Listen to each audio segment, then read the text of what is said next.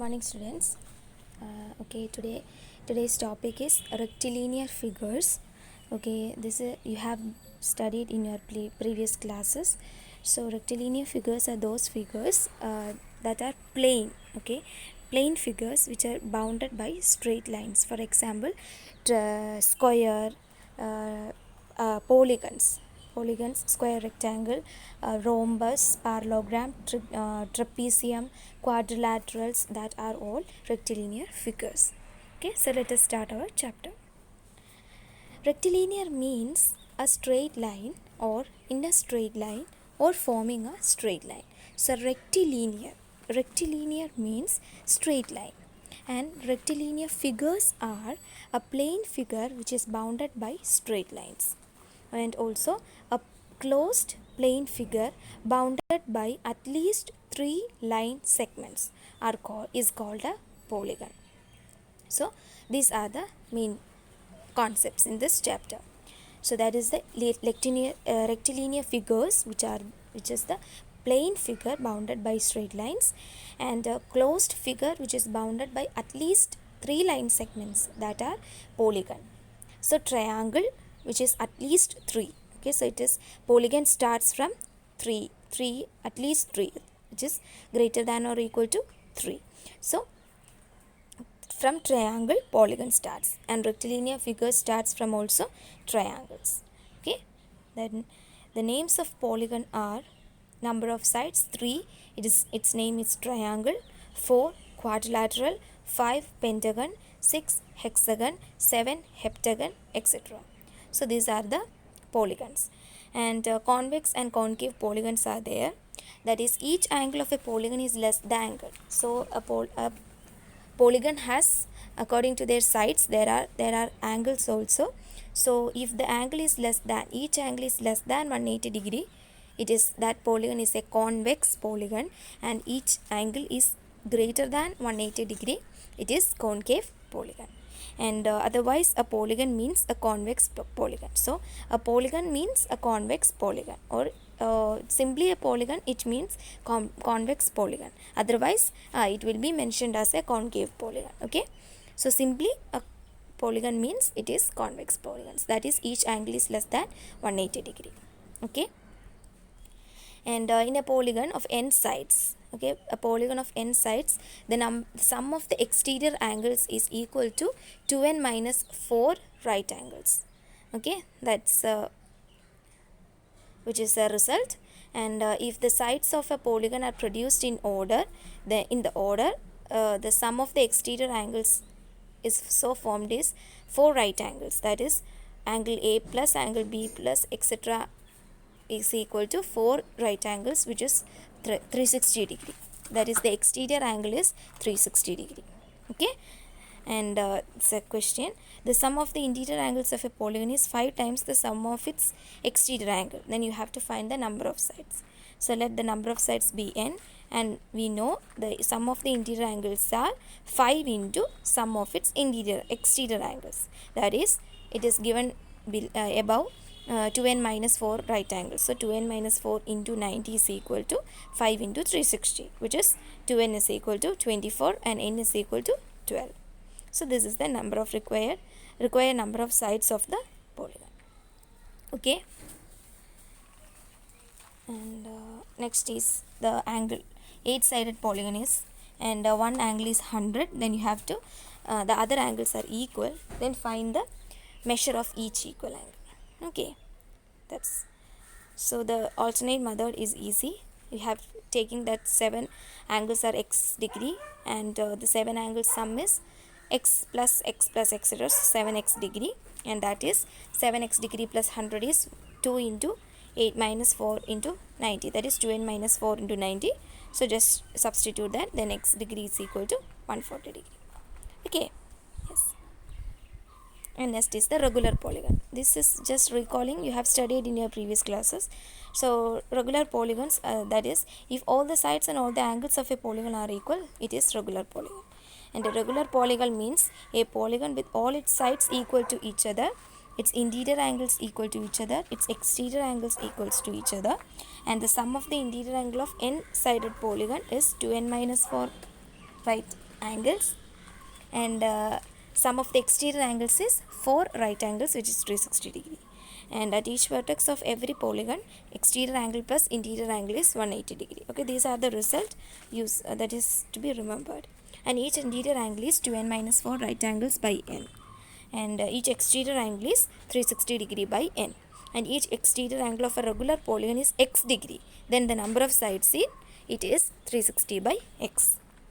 And also, greater the number of sides in a regular polygon, greater is the value of its interior angle and smaller is the value of its exterior angle. So these are some important results for regular polygon. And next is based on that results, a problem is to be done. Okay, you have to find the interior angle of the polygon, the regular polygon. Okay, yes. Next are the quadrilaterals. What are quadrilaterals? Yes, it is a closed figure which is bounded by 4 line segments. That is a quadrilateral. Quadra means 4. That is 4 line segments, bounded by 4 line segments. And there should be, that's the figure is given here. It has 4 sides. That's 4 vertices A, B, C, D. Okay, 4 vertices, 4 sides, 4 angles are there also, and also it has 2 diagonals. Diagonals means the opposite vertex are joined to form a diagonal. So there has been 2 diagonals and 4 vertex, 4 sides, 4 angles and 2 diagonals there. And the result is the sum of the angles of a quadrilateral is always 360 degree. Okay, yes. Next is the special type of quadrilaterals, which are, first one is trapezium. Okay, so trapezium means it is a quadrilateral, that means it has 4 sides which is bounded by 4 line segments, and quadrilateral in which one pair of opposite sides which is parallel but the other pair of opposite sides is non-parallel. You know parallel. Okay, so the opposite sides, one pair of opposite sides are parallel, other pair are not parallel. That is the specialty of a trapezium, which is also a quadrilateral. And this has 4 sides, 4 angles are also, 4 vertices are also there. So in that figure, the right side, the figure is given AB is parallel to DC, which can be seen, and AD not parallel to BC. That is the trapezium. Yes. Okay, and if the non-parallel sides are equal, then it is isosceles trapezium. Okay, so there are one pair of parallel side and one pair of non-parallel sides, and then the non-parallel sides are equal and the pair of parallel sides are there, then it is isosceles trapezium. Okay, that is given in the next figure. Okay, opposite sides are parallel but the non-parallel sides are equal, then it is isosceles trapezium. And next type of the most important is parallelogram. That means all the sides of the opposite sides of the quadrilaterals are parallel.